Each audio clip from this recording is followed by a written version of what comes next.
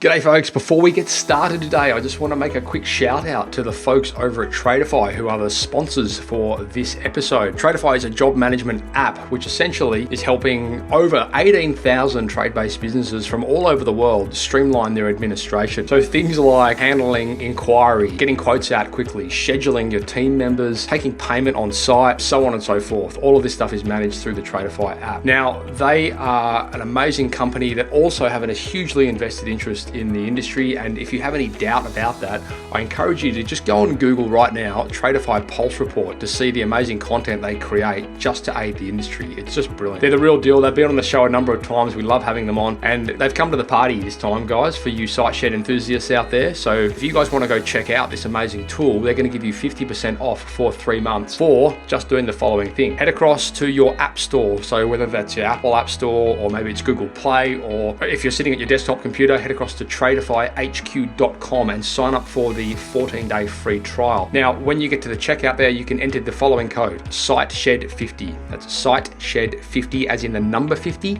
and you will then be able to claim that 50% off offer for 3 months. Tradify makes tradies' lives easier. Enjoy the show, guys. Today's podcast has been proudly brought to you by Tradie Web Guys. Tradie Web Guys work with tradespeople only on their websites and marketing solutions to help them stand out from their competition. Everything from web design through to SEO, search engine marketing, content creation, you name it, guys. It is a customized solution for trade-based organizations, and it's fantastic. Head across to tradiewebguys.com.au/apply, fill in the form, and let's have a conversation. Giving tradies and contractors around the globe the tools to run a modern business. You're listening to Toolbox Talks from the Site Shed. Now here's your host, Matt Jones.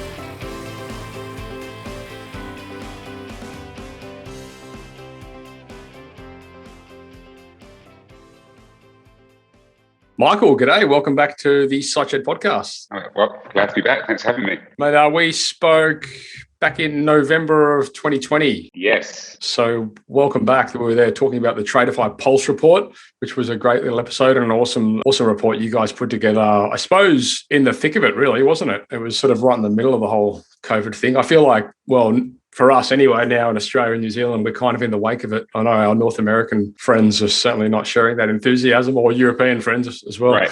Yeah. Well, but there's no vaccine at that time, not really in the way there is now. Yeah, I think it's amazing how much has changed in that sort of 6-month period, less than 6 months. It's pretty incredible. And it's mainly in a positive way, actually, which I think is the good news. Certainly down this end of the world, but even in the US and Europe, I'd say it's certainly in better shape than it was in November. Yeah, I think it's certainly started to trend in the right direction. I'm a little concerned with what's going to happen with the vaccine. You know, if people sort of get a bit nonchalant once that they can get their hands on it, you know what I mean?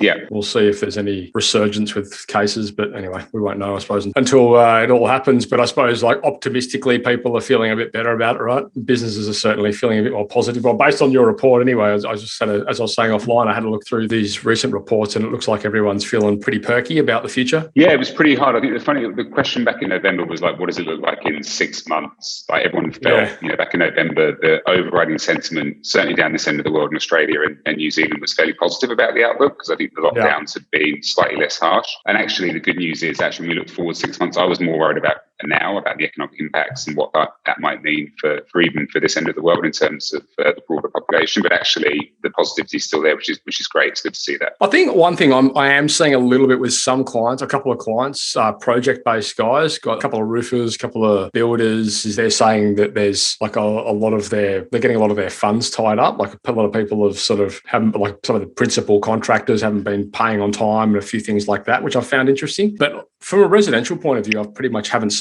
haven't really seen any effect, to be honest.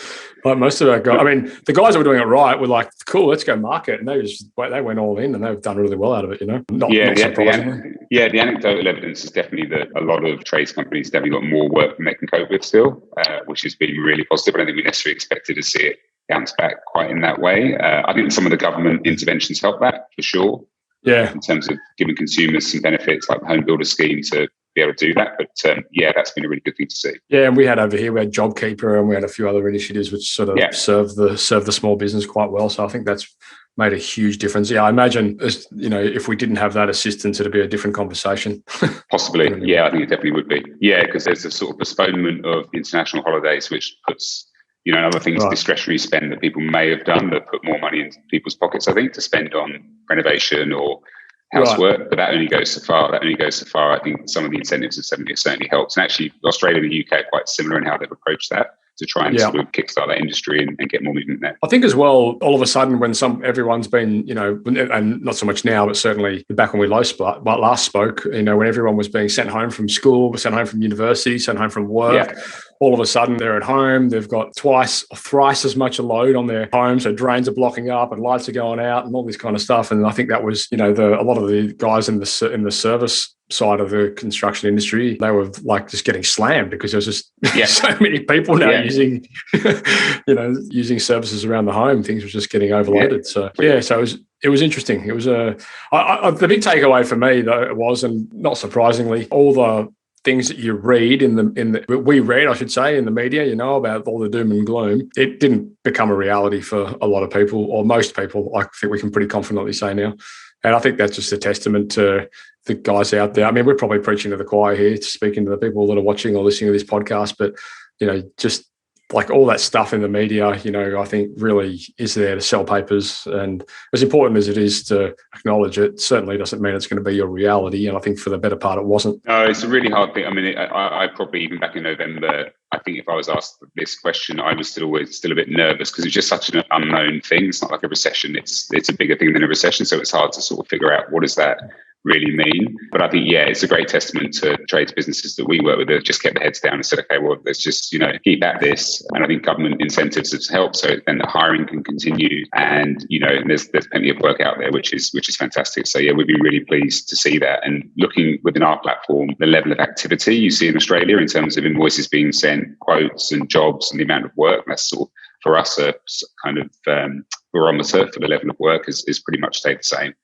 year on year, which is great. Well, actually, we should probably talk about that because although we're here to talk about these reports, you're not actually a reporting company. You are actually you're from Tradify, which is a technology company. So do you want to maybe just give the listeners and viewers a bit of an insight as to what it is you guys do for those that are not familiar, and then maybe we can that will sort of, I suppose, stem into how you guys got access to the information which you use to collate these reports, which has been so great. Yeah, absolutely. So Tradify is a job management software for trades companies, which pretty much manages the admin side of your business from the moment you get an inquiry from a customer to quoting for a job, managing that job and employees via scheduling and timesheets and all that good stuff, right through to sending an invoice and getting paid at the end of it. So we're really there to remove that kind of administrative burden so that our principle is that our trade customers can spend more time doing the things they love versus having to sit in a room doing admin and all of that stuff. And it's an app that's across all devices. So a lot of our customers use it on mobile. So whether you've got a Samsung, iPhone, iPad, right through to obviously desktop, that's how you use the product. And we're predominantly focused on people that are either sole traders right through to 20-person companies. And we work pretty much across most kind of industries, from electricians, plumbers, through to landscapers and HVAC and everything else in between. And we operate globally, but Australia is a really important part of our business and our market. Yeah, we've got loads and loads of clients and even more in our community, obviously, that use and love Tradify. So good job on having a good, solid product that people actually like and respect, as opposed to a lot of the others out there, which people typically just hate whenever we bring it up. That's good to know. I'm good to hear. And we're very grateful for anyone that's on this podcast to be customers. We're very grateful for that. Yeah. I mean, I think fundamentally, and this will sort of talk a lot to maybe some of the trends that you found in the first podcast there when we were talking about some of those changes that, like, I know off the back of it, you made some recommendations, and I found that quite interesting actually, because a lot of those recommendations were like a lot of businesses now, when they were sort of forced to change the way they transact. And, it's funny because we've been so paperless and we've been so remote for so many years, and yourself probably also, especially with a customer transaction perspective, perhaps not in the office, but, although we've been talking about it for a long time, it didn't really become relevant or apparent to people until they were sort of thrust into a situation where they can't knock on someone's door and they can't just show up and just get them to sign an invoice on a carbon copy, notepad and this kind of stuff. So I feel like there was a huge segue to people, moving towards technologies that can help facilitate that less face-to-face transaction kind of sort of relationship. And then, of course, the serendipities of it is, well, all of a sudden they've probably realized, and I really want to get into this, how many, once they adopt these technologies to solve a problem, how many other problems, they all of a sudden have realized they can solve, like, I know I was interested looking at the report when you were talking about the amount of, I think it was roofing and flooring was saying that they're spending a lot of time, and plumbing was coming in, I think, a close third, and it was saying how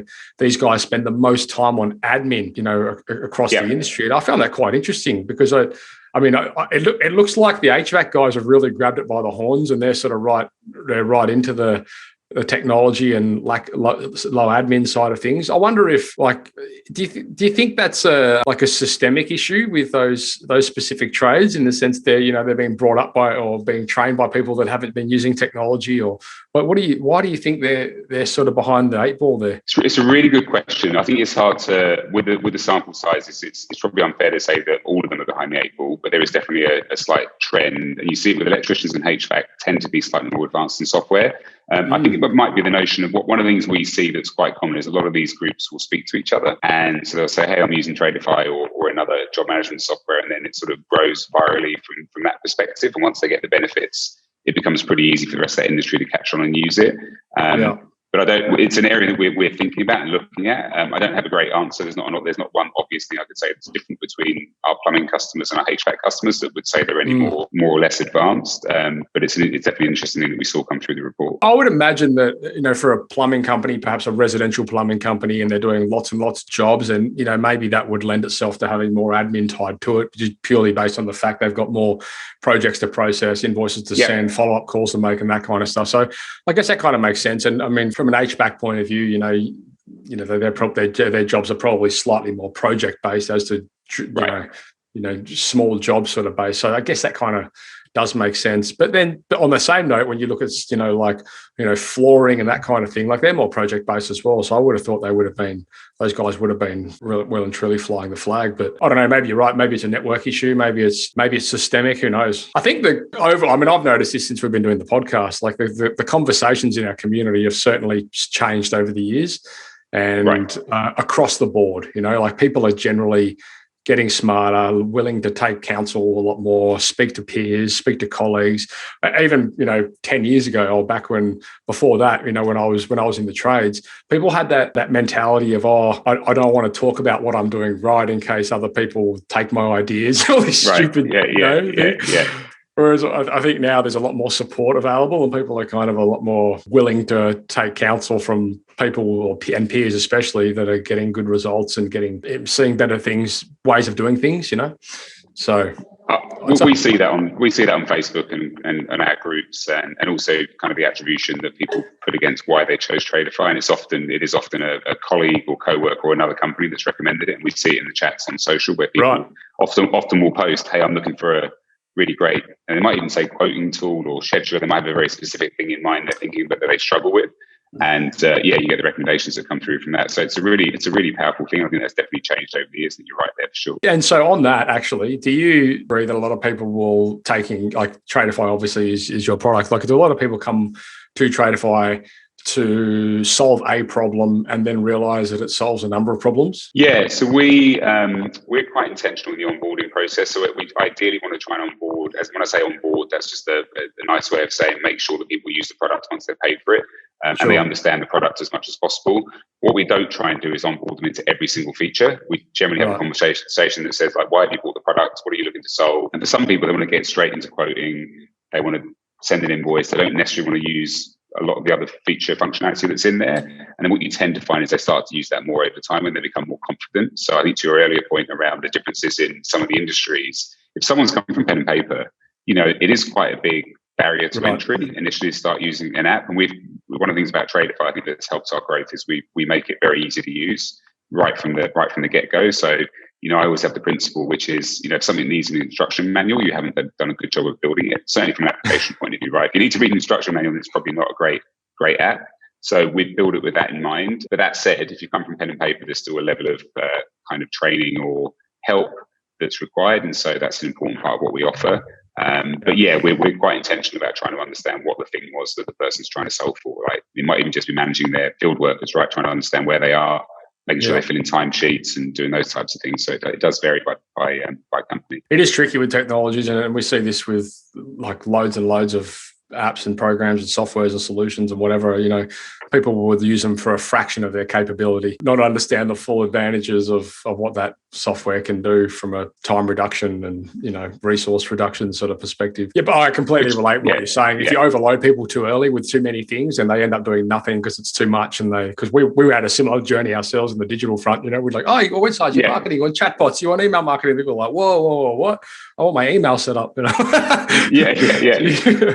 So you kind of got to tread gingerly. Do you want to give us a quick rundown on maybe we can go over a little bit of some of the things we found in the last year's report, and then that'll, I suppose, tie into the one that you've recently created, or the reports that you've recently created. Let's talk about the first one first, because I'm really interested. I think a lot of listeners, and guys, if you didn't get a chance to listen to that, you can go and check it out. It's the webpage for that is thesiteshed.com/blog/Tradify, Tradify. Go check it out. It's me and Michael talking again. So that was 6 months or so ago. Is that right, Michael? Yeah, about that, November. So let's talk about that first, like why you guys decided to collate that report. Yeah, so clearly the COVID thing was a pretty big deal, and we really wanted to understand what does it mean for our customers, partly to see if there were things that we should be doing differently as a business, and to see the level of impact as well. To your point, there's lots of stuff in the media, but it's quite hard to understand actually for trades businesses, what does it really mean?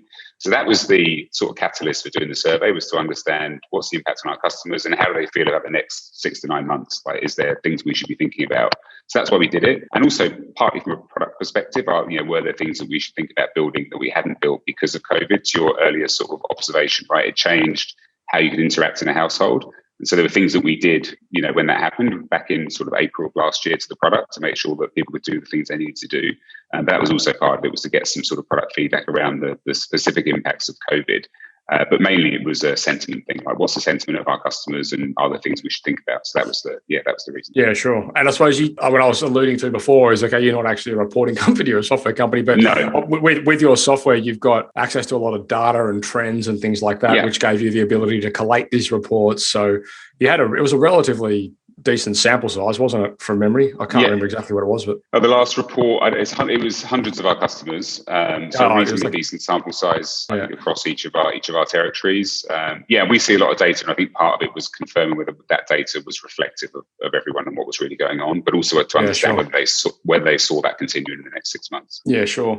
And so there were some interesting takeaways with off the back of that report. Like you spoke a lot about, like you had like these recommendations, and and I'd like to hear maybe before we get too much into the current report, the first thing, be smart and fast from the start. We're talking about, don't be invisible online, make sure you've got your website set up and communicate quickly and respond with your quotes quickly and follow up. And I know on those topics we've seen, and maybe you can verify this or see what your experience is, but we've seen a large trend of our clients, the trade businesses, clientele, sort of going back a lot to contractors they know, like, and trust. And so, having like that professional website and that professional representation where somebody's like, oh, I need to go speak with, Bob from Bob's Plumbing or whatever it is, and jump onto the website, and like it's made a big difference. So we've seen like a whole little ecosystem expand in that space, where before it might have been just click a Google ad, bang, call.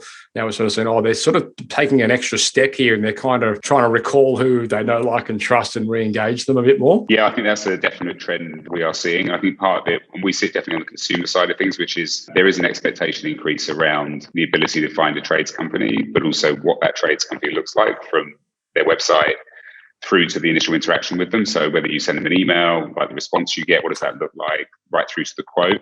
And I think that theme is still there, by the way. I think that's changed. Actually, we'll get to it. But in this current report, that's still a thing that we recommend that trades businesses still think about, and it's going to become more and more important. And I think there will be a separation between those companies that take that very seriously and offer that professional, not that the others are unprofessional, but more of a sort of professional in a digital way experience, the email you receive for a quote and all that type of stuff, and how you get the meeting booked, and all those things that can easily be done via via a Tradify or another job management software. We're certainly seeing like huge positive trends with customers that are investing now in communication more, so we're helping businesses set up like you just said before, perhaps to a different scale, but in terms of like email automation and things like that. I mean, and the automation that comes with the likes of Tradify, which is fantastic because that it really streamlines the job side of things in terms of when people are coming out to site and just those little communication touch points, which are seeming like customers are now really valuing because people are at home more. Maybe they want to know when people are coming around. Like there's more of an emphasis on these sort of things, which I think is actually great. Like there's a whole bunch of serendipities that have come out of this pandemic in the space of better operations. The better way of doing things, and I think a lot of businesses have started to realise that, and they're really grabbing it by the horns. So the communication side of things is certainly been something that we have noticed some huge uptrend in. And you've also mentioned you touched on the scheduling and things like that. Completely. I mean, just to remove that unreliable reputation that a lot of positive, whether it's right or wrong, it exists for, a lot of tradespeople, booking jobs and not showing up. I mean, we've got builders that have been due to come out here since the middle of December. Still haven't got it's just shocking, like this. There is that reputation in the marketplace, and it's a handful of people that drag it down. And so I think that whole scheduling conversation and having technology which streamlines that and makes people more reliable and more accountable, more importantly, so important. Well, it's also, I think there's a sort of consumer and customer side of it, which is, seeing where the person's going to be and when they're going to turn up. And if they're late, you can see that, you get notifications, those types of things I think are really important. But there's also just actually, frankly, the amount of time you can save when you think about, I've got so-and-so over here, I should send them to the job because they're nearer, versus, the other way of doing it when you're trying to ring people and figure out where they are and when they can get to the job.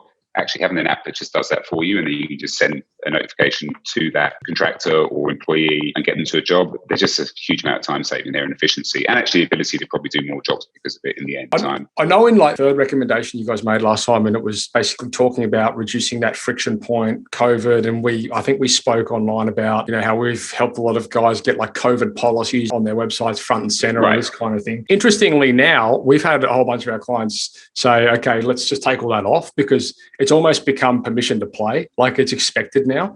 So whereas at one point it was like in the initial stages, it was kind of marketable and people were like, oh, we've got this COVID policy, check it out. We're better than everyone. Now it's kind of like, well, of course you have a COVID policy. Like we would expect that. Well, it's probably lasted a lot longer than, maybe if you went back to April, I think when we first sort of kickstarted the kind of explicit notices about COVID and how businesses were managing COVID. It's been a much longer term thing now, so people have become more socialized to it, frankly, I think, and the expectation is that you'll be following those guidelines, and probably people are a bit more relaxed. And I think it depends again on the state. Certainly we've seen that the sentiment in Victoria is different to the rest of Australia, and I think it depends on lockdowns and those moments in time and how strict they are as to how people respond. But I agree, it's definitely become more of a hygiene factor for sure. And so I suppose moving on to the more recent report that you guys have just collated. Let's talk a little bit to that, because it's not so much as I think we touched on offline. It's not so much a direct comparison between now and then, because obviously some things have changed, and you had no way of knowing what direction those conversations were going to go to. So I'm interested to see from your point of view what this report looks like, and why this one's been collated in the way that it has in comparison to the former. Yeah, so we I think post our conversation actually last time, we wanted to get a bit more granular in certain areas to understand sort of a few things, like are there generational differences in terms of how traders using software and managing their kind of issues. What's the outlook around hiring? We thought hiring was an interesting precursor to the future. What does that mean? And then obviously on the, it's kind of self-serving, but clearly we're trying to solve the admin problem as a company. So we've dug in a bit more on what are the admin tasks that are using the most time, and where do people spend that time, and what's it on? Can we solve for that?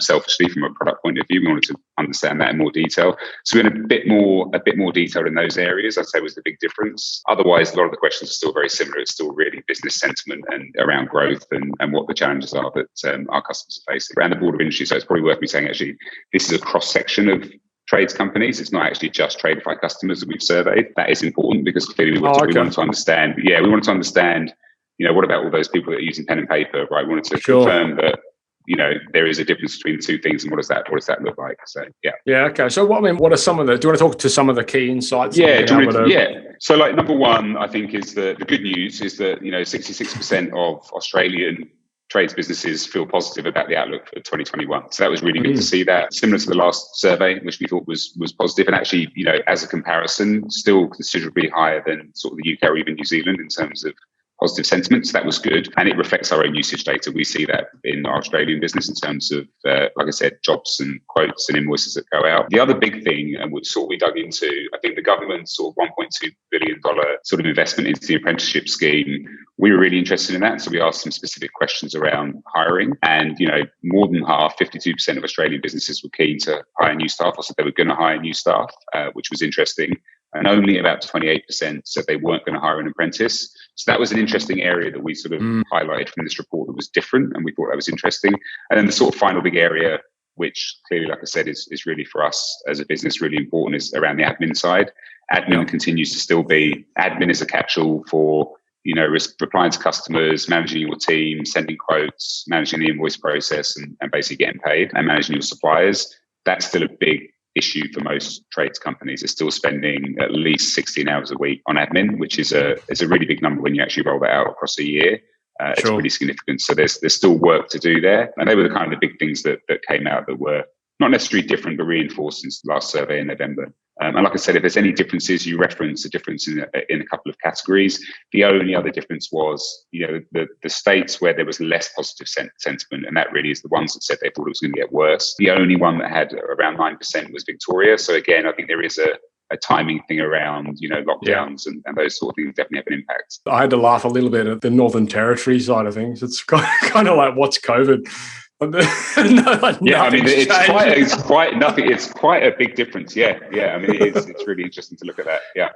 I thought it was interesting too, like with that 12-month that question, I won't say forecast, that question where you asked, 12 months, do you think conditions will improve, stay the same, or get worse? And I found it quite interesting that the Kiwis had the lowest percentage feedback on thinking that it would improve. But then I wondered if that's maybe because they're so relatively unaffected. I think it's a combination of things. So there have been, it's probably a bit, I would compare it a little bit to Victoria, which is the outside perception is New Zealand's in great shape, which it is. New Zealand's in amazing shape compared to most countries in the world when it comes to COVID.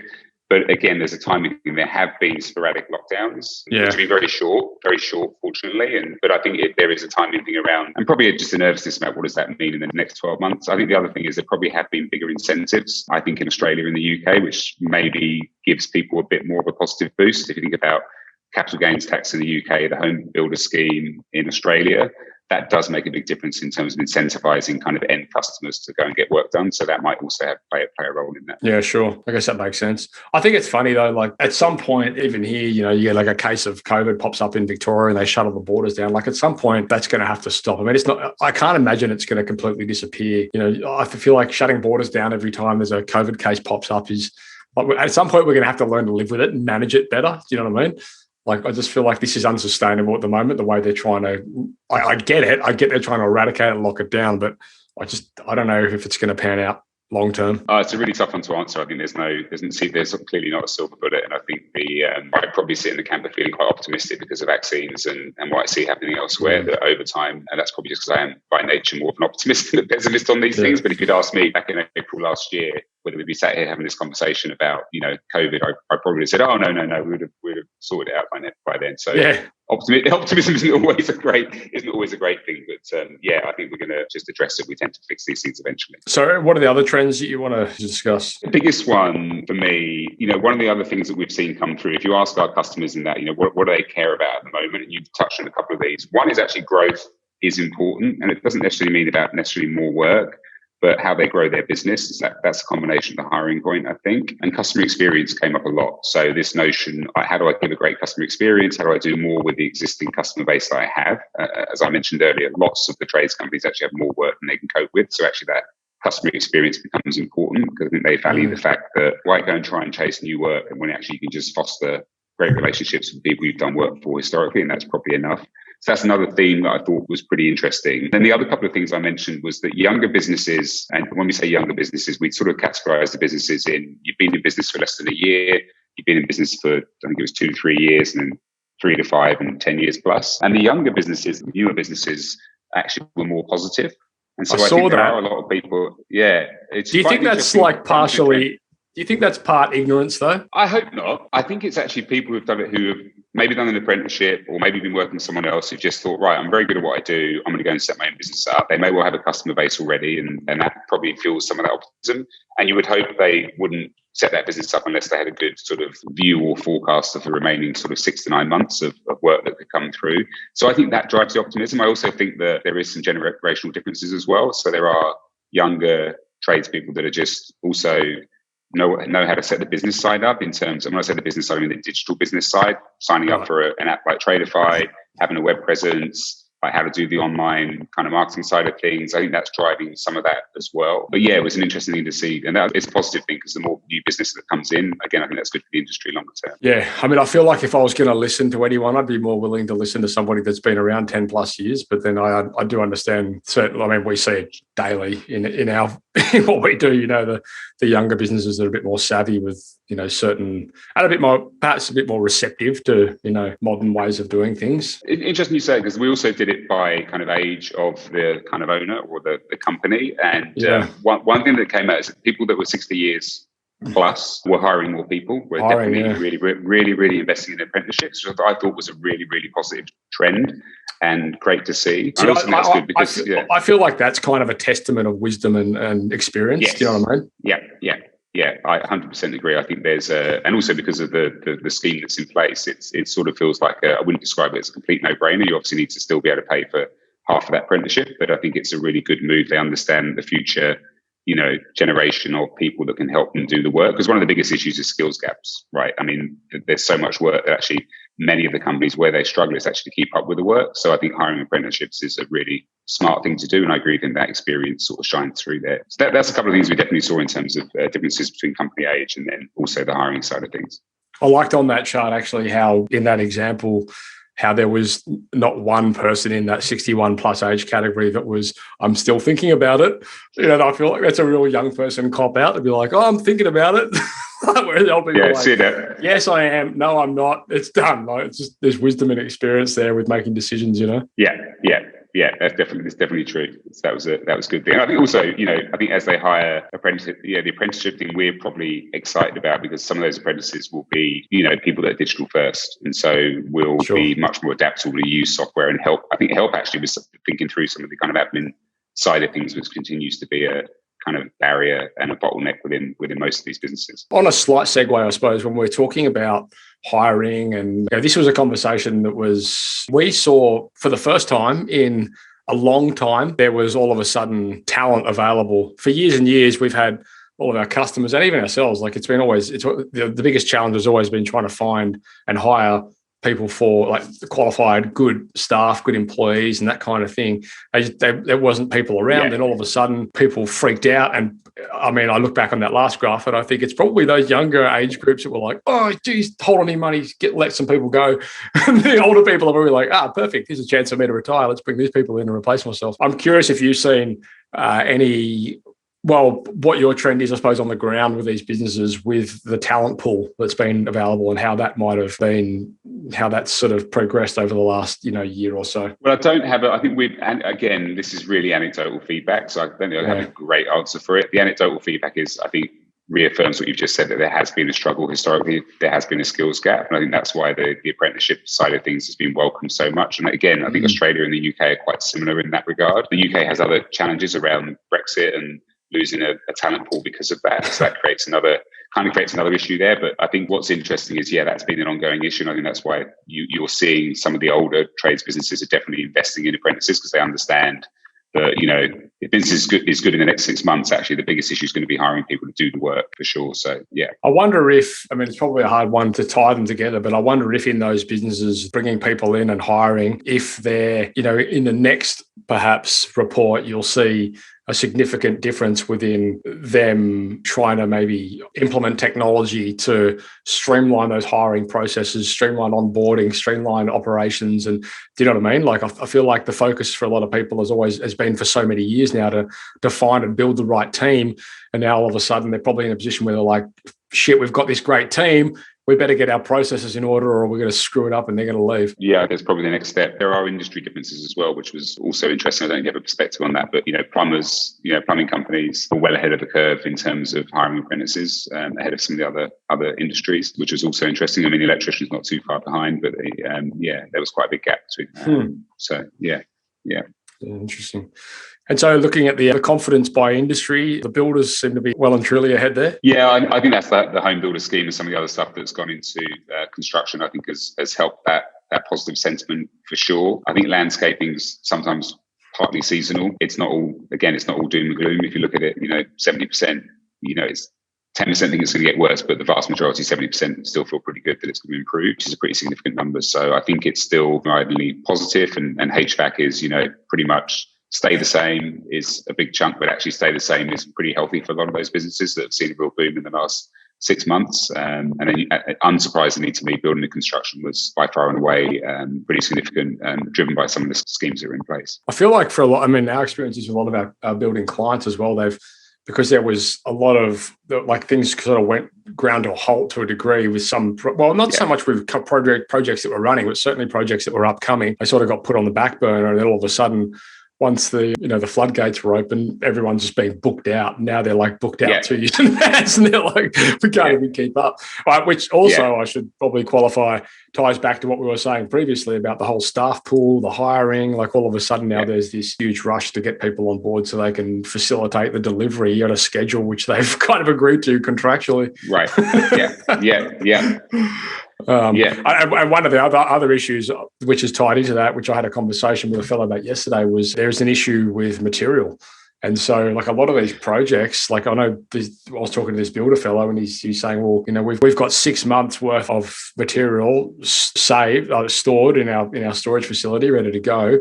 And once that's gone, we don't know when we're going to be able to get it again. So I guess a lot of that's coming out of Asia, and a lot of that, I don't know what that might look like in 6 months. There could be an issue there. Yeah, it was a thing that came out in the last quarter. Actually, that was an issue then that was surfacing, that people were struggling to get hold of supplies and stuff was running out. And I don't think that's changed. I think you're right; it's probably got worse, and that's definitely a concern of some of our customers. Yeah, and I don't know how true it is, but he was saying even the issue isn't getting the material into the country. Apparently, the ships are pulling into dock, and they're getting a phone call from America or something, and they're saying, we'll give you an extra $1 million for this container, get it to us, and they're just pulling out and leaving. Oh, really? It wouldn't surprise me. Cool. Well, do we want to talk about? Is there anything else we want to talk about specifically? Yeah, probably the admin side. I think that was an area we sort of talked about at the last back in November, and you sort of dug into and said, what's driving that? Overridingly, what's interesting is, and we sort of touched on this before, still a significant amount of time, not a big surprise. Electricians, you mentioned before in HVAC spending less time than most, with certain other industries spending more time.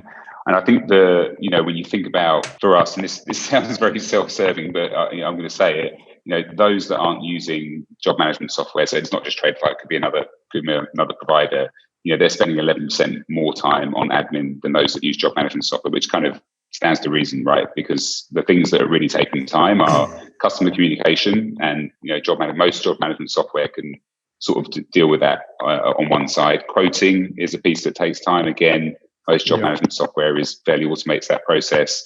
Managing the team, so I think we talked about this, actually trying to schedule workers, speak to the workers, see where they are, all that sort of stuff is a big time drain. And actually, the thing that is probably the least impacted in terms of time for most of our customers is actually trying to find work. So that's the thing they spend the less time on. So it does reaffirm that they've got plenty of work. Actually, it's managing teams, it's communications with customers that's the thing that's becoming the time drain. But it's interesting that there is quite a big gap between, like I said, it was a cross-section of the trades companies that we reviewed on this or we surveyed. And those that are using software do save quite a significant amount of time because of I've always found with, a lot of those conversations are vertical kind of specific. And when you talk to an electrician who works with very often automation tools, software programs, they're quite receptive, and it's not such a foreign conversation as to somebody that's, maybe used to installing roofs or flooring or something like that. Right.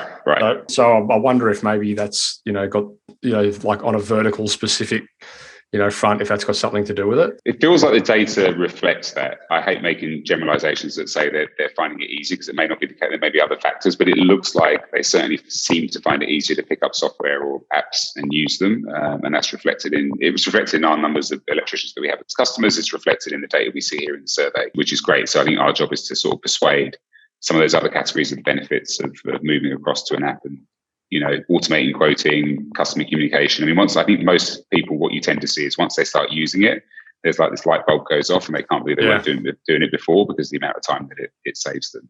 But also it gives a better customer experience. But initially, I think the benefit for most trades companies is the time that they save. Oh, no, completely. They get the benefit of the communication kind of at a later date, further down the track. I think the time they save, and then I also think the consistency of the delivery or the action, like instead of it being dependent on a memory or lack of, right, or a diary, a race diary, all of a sudden there's a lot of that stuff can be automated and can be, there's a lot more consistency with the way that those tasks are carried out and delivered. And it streamlines things, I think that's a big relief to a lot of people once they understand the power of that. Yeah. I mean, even just to use a sort of an app just for quoting alone will save you a ton of time, and it's worth its sticker price just because of that. And actually there's a lot more that customers and companies can use that for. But even as a start point, I think the way that trades companies should think about this is, what's the biggest sort of bugbear at the moment that's causing me the most headache? And it's communication with customers. Let's find the app that can solve that initially, and then I can start using other features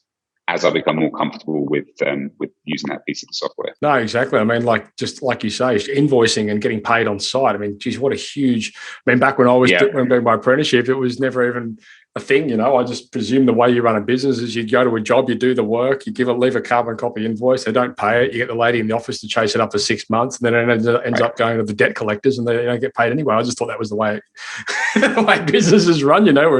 Whereas now you just get paid on site. I mean, that's a huge thing. And the scheduling side of things too. How many times you ring people up and say, oh, I don't know where they are. Oh, I don't know where they should be on their way. Like, it's all of that is just so streamlined now. Yeah, it's huge. There's a huge saving. Yeah.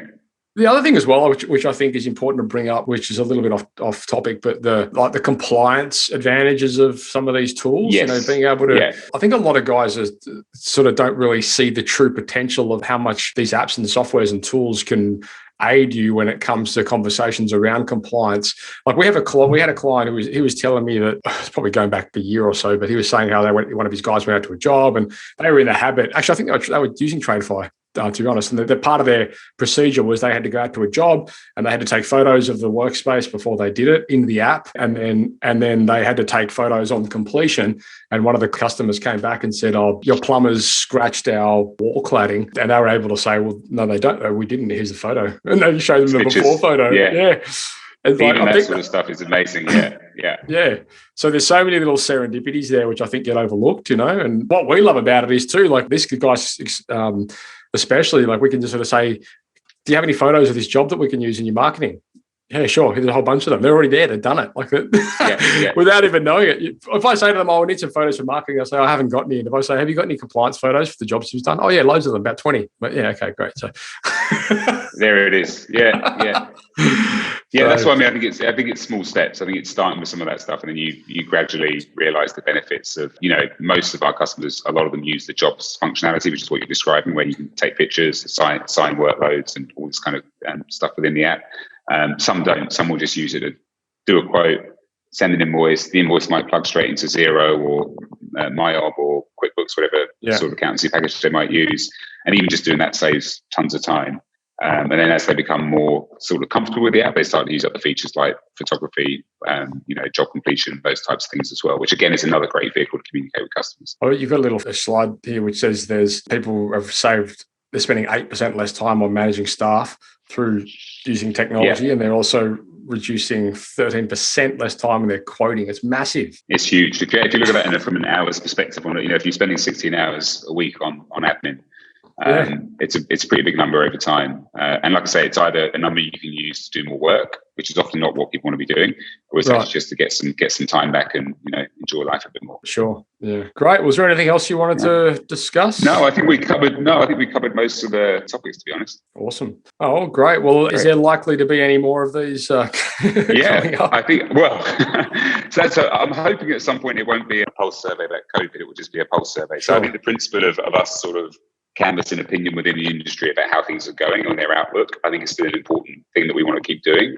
Gives us good product insight, but also I think, we like to share stuff that we think is beneficial to our end customers and the broader trade. So we'll keep doing this. I'll let Richie confirm with you when the next one will be before I promise a date that he and has to work towards, but it probably will be in the next 6 months. We want to keep it as a regular cycle. So yeah, we'll do that. And it's on our website, so tradifyhq.com. If anyone wants to go and have a look at those, the last report, this report, there's lots more data in there, and we have it by country. Yeah, absolutely. Tradifyhq.com. And yes, if you want to get directly to it, it's /reports /the pulse. Or if you want to be lazier, just type in Tradify Pulse in Google and you'll go straight to it. Oh, okay. Anyway, I'll have links to all that in the show notes. So, guys, if you're driving or whatever and you can't hear that, just head back to the show notes for this episode, and you'll be able to get directly to them. But go check them out; they're interesting. There's an Australian one, there's a Kiwi one, and there's a British one. So good to sort of get a bit of a bearing as to how those reports differ across location. Awesome. So we're going to be doing a bit of a promo for you guys as well, and we're also going to be doing for you guys, Michael, a product demo which we're going to put into the Facebook community. So for all of you guys out there that want to check out Tradify and see what it's about and how it works, head across to the Facebook community for the site shed, and you'll see that coming up in weeks to come. It's just basically as a way to give you guys an understanding of how the program works, how it might benefit you.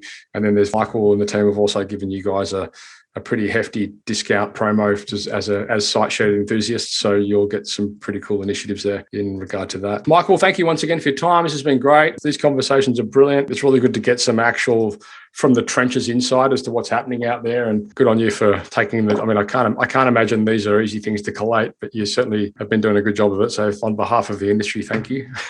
No, our pleasure. You're more than welcome. All right, cool. Well, cool. That's a wrap, guys. We look forward to. I'd love to hear your comments and your feedback, guys. I'd love to hear how how your business has evolved, things that you've noticed or had to adapt, changes you've had to have made, maybe issues you've had with hiring, maybe technology you've been able to adopt into your business, which could help you, facilitate growth or streamline some of your processes or navigate face-to-face transaction. Head across to the Facebook group when you see this episode come out and drop us some comments and let us know what you guys are doing, because it'll be really interesting. Michael, thanks again once for your time. Yeah, thanks once again for your time. Did I get that right? You're welcome. Great to catch up. And yeah, thanks for that. All right, well, that's a wrap. Before we head off, folks, a quick reminder about the exclusive offer that Tradify have put forward for the Site Shed community. Guys, if you're keen to get some of your business administration sorted, so winning more jobs, getting paid faster, head across to Tradify HQ or head across to your app store, so Apple App Store or your Google Play Store, and enter the code at sign up, SiteShed50. That's SiteShed50. If you do that, you'll receive 50% off for 3 months. It's an awesome offer. I encourage you guys to go check it out. Tradify is there to help make tradies' lives easier, guys. Go and check it out. You won't regret it. Thank you for listening to another episode of Toolbox Talks. If you're liking what you hear, then you can head across to the siteshed.com where you can join our community by signing up to our Toolbox Talks. You'll get sent a weekly notification, which is basically a highlight of everything that we've spoken about during that week, along with any other industry news that may be relevant or specific to the trades.